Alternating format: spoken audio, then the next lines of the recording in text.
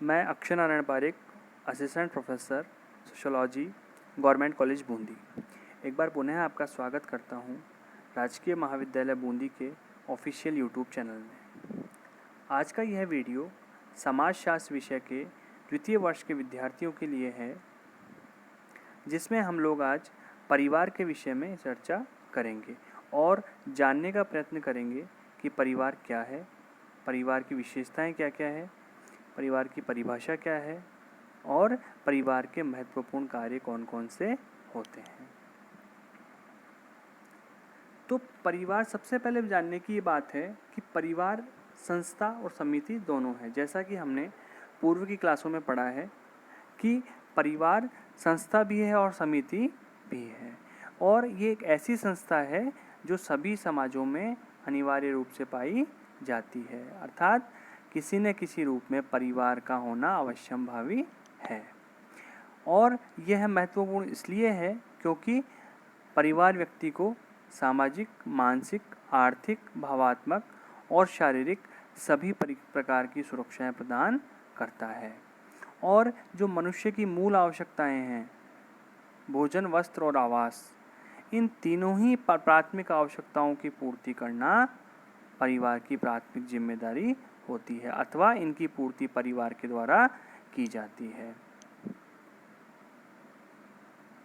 अब सबसे पहले देखेंगे कि परिवार शब्द कैसे बना है या परिवार शब्द की उत्पत्ति कैसे हुई है।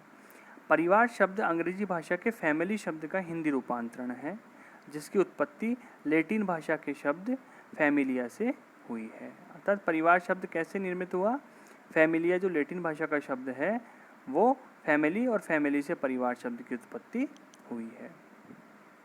अब कुछ परिभाषाएं देखते हैं कि परिवार को विभिन्न विचारकों ने अपने अपने ढंग से परिभाषित करने का प्रयत्न किया है। तो किंग्सले डेविस कहते हैं, परिवार ऐसे व्यक्तियों का समूह है जो एक दूसरे से रक्त संबंध रखते हैं तथा एक दूसरे के रक्त संबंधी होते हैं। अब इनकी परिभाषा के मूल में अगर हम जाएं तो एक बात निकल के आती है कि रक्त संबंध, अर्थात जो रक्त संबंधी हैं वो मिलकर परिवार का निर्माण करते हैं। इसी प्रकार लूसी मेयर कहते हैं, परिवार एक गृहस्थ समूह है जिसमें माता पिता और संतानें साथ साथ रहती है। अब लूसी मेयर ने परिवार को परिभाषित करने के लिए माता पिता और संतानें जब साथ साथ रहती है तो वो जो समूह बनता है वो परिवार कहलाता है। मैकाइवर और पेज कहते हैं, परिवार पर्याप्त निश्चित यौन संबंध द्वारा परिभाषित ऐसा समूह है जो बच्चों के जनन एवं लालन पालन की व्यवस्था करता है। अर्थात एक ऐसा समूह जो बच्चों के जनन और लालन पालन की व्यवस्था करता है। परंतु मैकाइवर और पेज ने इसमें शुरुआत में कहा है पर्याप्त निश्चित यौन संबंध द्वारा, अर्थात ऐसे यौन संबंध, ऐसे शारीरिक संबंध जो कि समाज द्वारा स्वीकृत हो। अगला एस सी दुबे कहते हैं, परिवार में स्त्री और पुरुष दोनों को सदस्यता प्राप्त होती है। उनमें से कम 2 विपरीत यौन व्यक्तियों को यौन संबंधों की सामाजिक स्वीकृति रहती है और उनके संसर्ग से उत्पन्न संतान मिलकर परिवार का निर्माण करती है। तो दुबे की डेफिनेशन में क्या चीज़ क्लियर होती है कि कम से कम 2 विपरीत यौन संबंधी, अर्थात एक स्त्री और एक पुरुष, जब उन दोनों के संसर्ग से, उन दोनों के सम्मिलन से जो संतान उत्पन्न होती है उससे परिवार का निर्माण होता है और इन यौन संबंधों को सामाजिक स्वीकृति प्राप्त होती है। अब सबसे पहले हम देखेंगे कि परिवार की सामान्य विशेषताएं कौन कौन सी है। मैकाइवर और पेज ने परिवार की सामान्य और विशिष्ट 2 प्रकार से विशेषताओं का वर्णन किया है। तो सबसे पहले मैकाइवर और पेज ने परिवार की 5 सामान्य विशेषताएं बताई है। पहला, मैथुन संबंध, अर्थात मैटिंग रिलेशनशिप, कि परिवार का निर्माण या परिवार की उत्पत्ति 2 विपरीत लिंगियों के संसर्ग से मिलकर होती है। उनमें मैथुन संबंध पाए जाते हैं, उनमें यौन संबंध पाए जाते हैं और उनसे मिलकर जो संतान उत्पन्न होती है उनसे परिवार का निर्माण होता है। दूसरी विशेषता इन्होंने बताई है विवाह का स्वरूप, कि परिवार के अंतर्गत एक विवाही, बहुविवाही, बहुपत्नी विवाही, बहुपति विवाही आदि अनेक विवाह के स्वरूप पाए जाते हैं और ये मिलकर ही परिवार का निर्माण करते हैं। तीसरी विशेषता बताई है नामावली व्यवस्था। नामावली अर्थात जो नाम चलता है, एक पीढ़ी से दूसरी पीढ़ी नाम का जो स्थानांतरण होता है वो दो प्रकार से होता है, पिता से पुत्र को या माता से पुत्री को।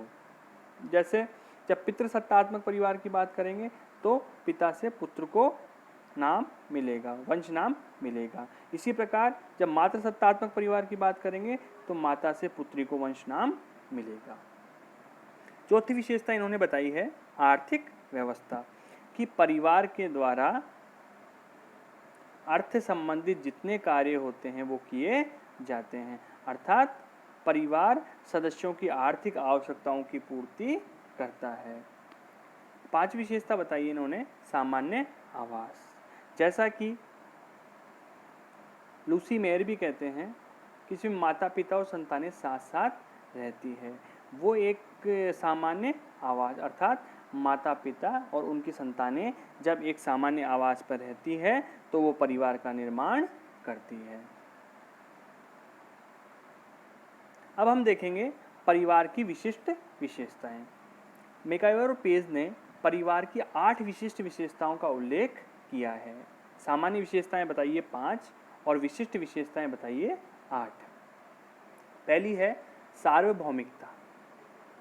सार्वभौमिकता से आशय है सभी स्थानों पर होना या सभी स्थानों पर पाया जाना, अर्थात जो परिवार नामक संस्था है वो सभी स्थानों पर किसी न किसी रूप में पाई जाती है। यदि भारतीय परिप्रेक्ष्य में हम देखेंगे या प्राचीन समय में हम देखेंगे तो जो परिवार का स्वरूप था वो संयुक्त परिवार था, और जैसे जैसे पश्चिम का प्रभाव पड़ा उसके बाद में धीरे धीरे परिवार का स्वरूप परिवर्तित होने लगा और संयुक्त परिवार का स्थान एकल परिवार ने ले लिया। तो चाहे संयुक्त परिवार हो या एकल परिवार हो, इसमें सार्वभौमिकता पाई जाती है, अर्थात किसी न किसी रूप में परिवार नामक संस्था अवश्य सभी समाजों में पाई जाती है। दूसरा है भावात्मक आधार। भावात्मक अर्थात जो इमोशनल बेसिस होते हैं कि परिवार के प्रत्येक परिवार के सदस्य आपस में भावनाओं के द्वारा या भावात्मक आधार पर जुड़े होते हैं, उनमें हम की भावना पाई जाती है, उनकी सामूहिक संपत्ति होती है, अर्थात वो भावात्मक आधार पर एक दूसरे से जुड़े होते हैं और उनमें सामुदायिक या हम की भावना पाई जाती है, वी फीलिंग पाई जाती है। तीसरा है निर्माणशील प्रभाव।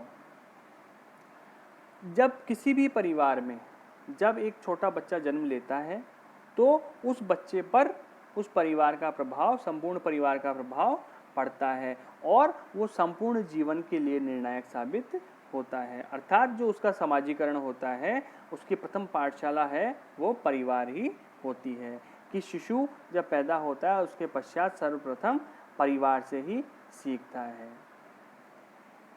चौथा है सीमित आकार। परिवार समाज की सबसे छोटी इकाई है। यदि हम देखेंगे कि किसी भी समूह में सबसे छोटे आकार की जो इकाई है समाज में वो है परिवार, अर्थात परिवार का आकार सीमित होता है। पांचवी विशेषता आपने बताई है सामाजिक संरचना में नाभिक स्थान, की जो सोशल स्ट्रक्चर है, जो सामाजिक संरचना है या जो समाज का संपूर्ण बाह्य संरचना है उसमें परिवार का नाभिक स्थान होता है, नाभिक एवं महत्वपूर्ण स्थान होता है, अर्थात परिवार मध्य में होता है और उसके इर्द गिर्द सभी चीजें पाई जाती है और वहीं से शुरुआत होती है। छठा है सदस्यों के उत्तरदायित्व का निर्धारण। किसी भी परिवार में जो श्रम विभाजन है अथवा किन किन सदस्यों के क्या क्या कार्य होंगे इसका निर्धारण परिवार के द्वारा किया जाता है। इसलिए मैकाइवर और पेज ने परिवार की एक विशेषता बताई है कि जो उत्तरदायित्व हैं, जो प्रत्येक व्यक्ति के परिवार में दायित्व हैं, समाज के लिए दायित्व हैं, उनका निर्धारण परिवार के द्वारा किया जाता है। अगला है सामाजिक नियमन एवं नियंत्रण। परिवार के द्वारा समाज में अथवा जो सदस्य परिवार के जो सदस्य हैं उनके लिए नियम बनाए जाते हैं और साथ ही उन पे अनौपचारिक रूप से नियंत्रण रखा जाता है। अगला है स्थायी और अस्थायी प्रकृति। जैसा कि हमने शुरुआत में बात की थी कि परिवार संस्था भी है और परिवार समिति भी है। पिछली क्लासों में हमने पढ़ा है कि संस्था क्या है और समिति क्या है। तो संस्था के रूप में ये स्थायी है और समिति के रूप में ये अस्थायी है। अर्थात जब संस्था के रूप में परिवार को देखेंगे तो इसमें नियमों की व्यवस्था, परंपरागत नियम एवं सामाजिक मूल्यों का हस्तांतरण ये सभी पाया जाता है। तो ये संस्था के रूप में स्थायी है। और जब समिति के रूप में बात करेंगे, सदस्यों के रूप में बात करेंगे या मूर्त रूप में बात करेंगे तो हम देखेंगे कि इसकी प्रकृति अस्थायी पाई जाती है। जैसे इसमें धीरे धीरे परिवर्तन हो रहे हैं। जैसे हमने बात की कि संयुक्त परिवार से एकल परिवार में बदल रहा है, तो ये समिति के रूप में जब बात करेंगे तो ये अस्थायी होता है। तो परिवार की प्रकृति स्थायी और अस्थायी दोनों प्रकार की होती है। अब हम लोग देखेंगे कि परिवार व्यक्ति के लिए क्या क्या कार्य करता है अथवा वे कौन से कार्य हैं जो परिवार के द्वारा किए जाते हैं। तो इसको हम दो भागों में बांट सकते हैं, एक तो सार्वभौमिक कार्य, एक परंपरागत कार्य। सार्वभौमिक कार्य इसमें हम देखेंगे प्राणी शास्त्रीय और मनोवैज्ञानिक दो प्रकार से इसको विभाजित कर सकते हैं। तो प्राणी शास्त्रीय कार्य कौन कौन से होते हैं? प्राणी शास्त्रीय अर्थात बायोलॉजिकल जो कार्य हैं, बायोलॉजिकल वर्क्स हैं, वो कौन कौन से परिवार के द्वारा किए जाते हैं। तो इसमें पहला है यौन इच्छाओं की पूर्ति। यौन इच्छाएं किसी भी समाज में एक महत्वपूर्ण स्थान रखती है और ये एक प्राकृतिक घटना है, इसलिए इसको बायोलॉजिकल कार्य में रखा गया है कि प्रत्येक व्यक्ति की जो यौन इच्छाएं हैं उसकी पूर्ति परिवार के द्वारा की जाती है। क्योंकि जब दो विषम लिंगियों के द्वारा विवाह किया जाता है तो उन दोनों में विवाह के पश्चात उनको सामाजिक स्वीकृति मिलती है और उनकी यौन इच्छाओं की पूर्ति होती है। दूसरा है संतानोत्पत्ति। जब यौन इच्छाओं की पूर्ति के साथ साथ जब यौन संबंधों को सामाजिक स्वीकृति मिल जाती है और उसके परिणाम स्वरूप संतानोत्पत्ति होती है तो वो भी परिवार के प्राणी शास्त्रीय कार्यों के अंतर्गत आता है। तीसरा कार्य है बच्चों का पालन पोषण। परिवार की ये जिम्मेदारी होती है अथवा ये कर्तव्य होते हैं, परिवार के प्रत्येक सदस्य का कर्तव्य होता है कि वो बच्चों के पालन पोषण में अपना योगदान दें एवं ऐसा प्रयत्न करें कि अच्छे से अच्छा बच्चे का समाजीकरण हो, बच्चे का पालन पोषण हो। इसके लिए परिवार के द्वारा कार्य किया जाता है। चौथा बायोलॉजिकल कार्य है प्रजाति की निरंतरता, कि परिवार के द्वारा जब विवाह होता है तो प्रजाति की निरंतरता संतानोत्पत्ति के द्वारा बनी रहती है और वो आगे से आगे प्रजाति चलती रहती है। दूसरा है मनोवैज्ञानिक कार्य। मनोवैज्ञानिक अर्थात जो मानसिक रूप से संबंधित हैं अथवा जो मनुष्य के मस्तिष्क से संबंधित हैं वो कार्य भी परिवार के द्वारा किए जाते हैं। उनमें पहला आता है शारीरिक रक्षा। परिवार के द्वारा मानव की या परिवार के सदस्यों की शारीरिक रक्षा की जाती है, क्योंकि एक सुरक्षा व्यक्ति स्वयं महसूस करता है एवं उसके मस्तिष्क में ये चीज़ होती है कि परिवार के द्वारा उसकी शारीरिक रक्षा की जाएगी। दूसरा है भोजन एवं वस्त्र की व्यवस्था। जो मनुष्य की मूलभूत आवश्यकताएं हैं, जो कि मनुष्य को मानसिक तनाव से दूर रखने में हमेशा कारगर होती है, कि यदि मनुष्य के पास रोटी, कपड़ा और मकान, भोजन, वस्त्र और रहने के लिए आवास है तो मनुष्य मानसिक परेशानियों से दूर रहता है और परिवार इसमें अपनी महत्वपूर्ण भूमिका अदा करता है। इसके साथ ही अगला है आवास की व्यवस्था। इसके बाद में आता है श्रम विभाजन। आर्थिक कार्य में श्रम विभाजन। श्रम विभाजन का तात्पर्य है कार्य का बंटवारा। परिवार के द्वारा परिवार के सभी सदस्यों के कार्यों का बंटवारा उनकी योग्यता के अनुसार किया जाता है। कि परिवार के किस सदस्य को कौन सा कार्य करना होगा, इसका निर्धारण परिवार के द्वारा किया जाता है। अगला है उत्पादक इकाई, कि इसमें है परिवार के सभी सदस्य मिलकर परिवार के लिए वस्त्र, आवास और भोजन की व्यवस्था करते हैं।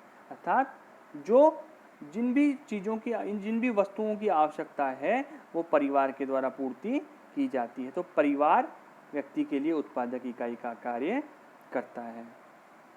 अगला है आय एवं संपत्ति का प्रबंध। परिवार के द्वारा व्यक्ति के लिए आय और संपत्ति का प्रबंध किया जाता है कि किस प्रकार से व्यक्ति को आय होगी एवं किस प्रकार से वो अपनी आवश्यकताओं की पूर्ति करेगा। इसका प्रबंध और निर्धारण परिवार के सभी सदस्यों के द्वारा मिलकर किया जाता है।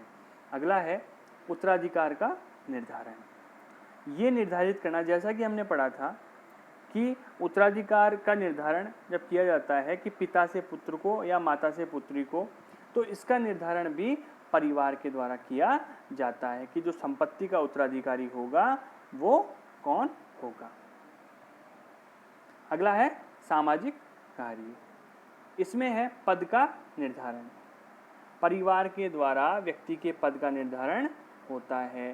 पर व्यक्ति जिस परिवार से संबंधित होगा अथवा व्यक्ति जिस परिवार से संबंधित होगा और उस परिवार की प्रतिष्ठा समाज में जितनी अधिक होगी, व्यक्ति को उतना अधिक प्रतिष्ठा प्राप्त होगी। अर्थात व्यक्ति के पद का निर्धारण, व्यक्ति की प्रतिष्ठा का निर्धारण उसके परिवार से जोड़कर रखा जाता है। अगला है समाजीकरण का कार्य। ये एक महत्वपूर्ण कार्य है और शिशु के जन्म से लेकर जीवन पर्यंत परिवार के द्वारा उसका समाजीकरण किसी न किसी रूप में किया जाता है या होता रहता है। जब शिशु जन्म लेता है उसके पश्चात वो जो सीखता है, वो जो संस्कृति सीखता है, जो कि परिवार के द्वारा उसको हस्तांतरित की जाती है। अगला है सामाजिक नियंत्रण। परिवार के द्वारा अनौपचारिक रूप से मनुष्य पर नियंत्रण रखा जाता है कि परिवार के सदस्यों पर नियंत्रण रखने का कार्य परिवार के द्वारा किया जाता है। इसमें आगे है शिक्षात्मक कार्य। शिक्षा से संबंधित कार्य परिवार के द्वारा किए जाते हैं। सांस्कृतिक कार्य किए जाते हैं, संस्कृति से संबंधित कार्य किए जाते हैं, धार्मिक, राजनीतिक, मनोरंजनात्मक, ये सभी कार्य परिवार के द्वारा किए जाते हैं और व्यक्ति का इन्हीं सब के परिणाम स्वरूप समाजीकरण होता है और वह समाज के नियमों के अनुरूप जीवन यापन करना सीखता है। इसलिए परिवार एक महत्वपूर्ण संस्था है और व्यक्ति के जीवन में परिवार का अत्यधिक महत्व है। इसके पश्चात परिवार की उत्पत्ति के सिद्धांत और कुछ शेष जो पार्ट है वो हम लोग अगले वीडियो में पढ़ेंगे। अर्थात परिवार का जो सेकंड पार्ट हम पढ़ेंगे वो इसके अगले वीडियो में पढ़ेंगे। धन्यवाद।